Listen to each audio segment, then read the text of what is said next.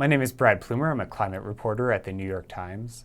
The Paris Climate Accord was agreed to back in 2015 by 195 countries, and it was seen as the best, most promising effort to date to tackle climate change.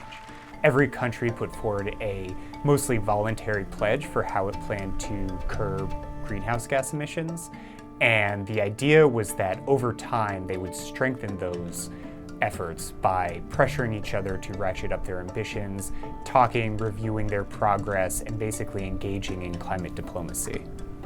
President Trump has already signaled that he does not want the US to be a leader on climate change, but pulling out of the Paris Climate Accord signals that he does not want the country addressing this issue at all and does not even want to participate in future talks about the issue.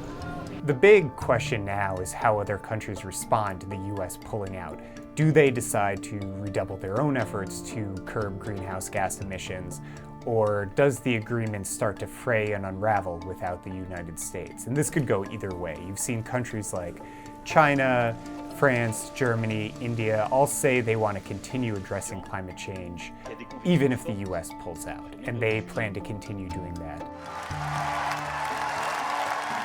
So the Paris Climate Agreement does not impose any actual legal obligations on the United States. Most legal experts agree that if President Trump wanted to dismantle President Obama's climate policies, he would be free to do so and still stay within the Paris Climate Accord.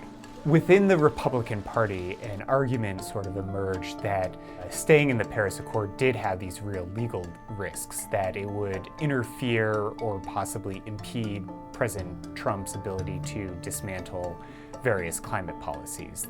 Right now, if you add up everything that countries are currently doing, they would not put us on pace to avoid more than 2 degrees of global warming, which is considered the goal. Countries would have to strengthen their efforts over time if they wanted to hit that goal, pretty dramatically in many cases. So with the US out, first it becomes much harder to do without the US, which is responsible for about 1/5 of global emissions.